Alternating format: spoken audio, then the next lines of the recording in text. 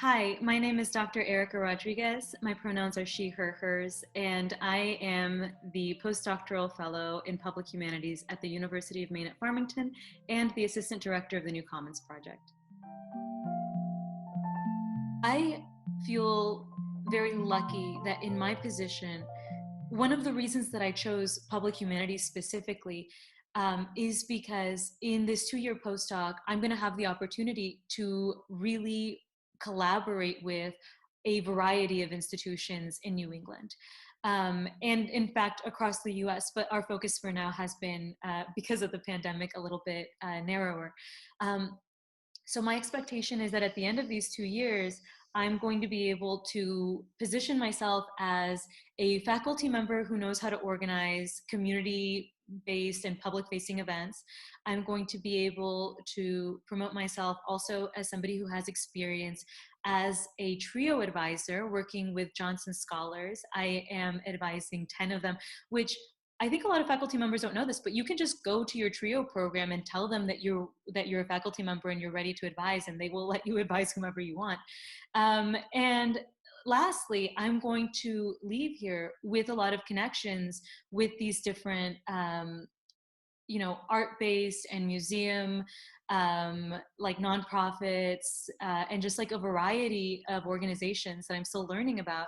But at that point, it won't be like I'm just sending them a message like, I'm a stranger and I'm interested in your work. At that point, we will have organized events together. And I think that that's one of the things that's so powerful about working as a postdoc, is that you really have the opportunity to sort of reach out in a new space and create new contacts in that way. Most forms of service work are an opportunity to better understand academic institutions from the inside, to understand the kind of lingo that happens behind administrative closed doors, right? And to practice those kinds of organizational skill sets, such as delegating, such as organizing a meeting, bringing together people from a variety of different disciplines, right? And so even if you don't think of that as being the work of public humanities, like, you are forcing yourself to think about communicating information to a very varied audience. And that can also help in thinking of how you might explain academic concepts to a more general audience. So I think that these are very much more closely related than people realize.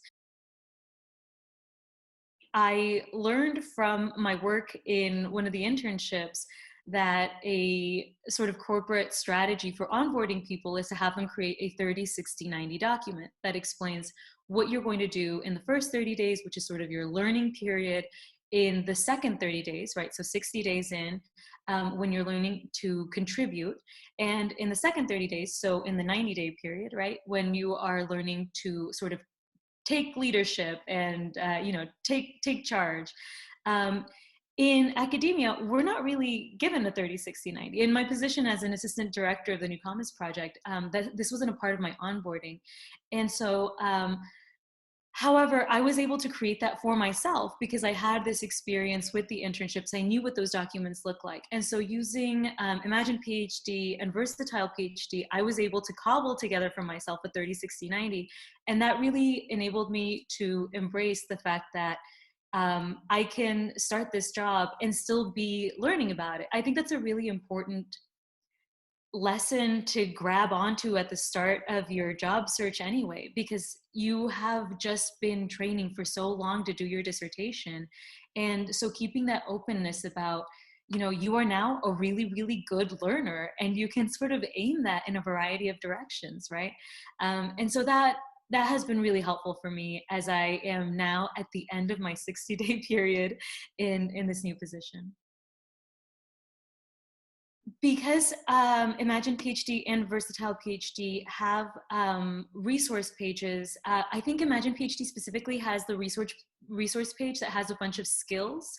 And so even though these skills are meant to be sort of broadly applied, it helps you get a sense of, it sort of models for you what kinds of skills you might want to put on there. So like grant writing, right? Learning how to write a grant, which is something that's going to be very important to my position.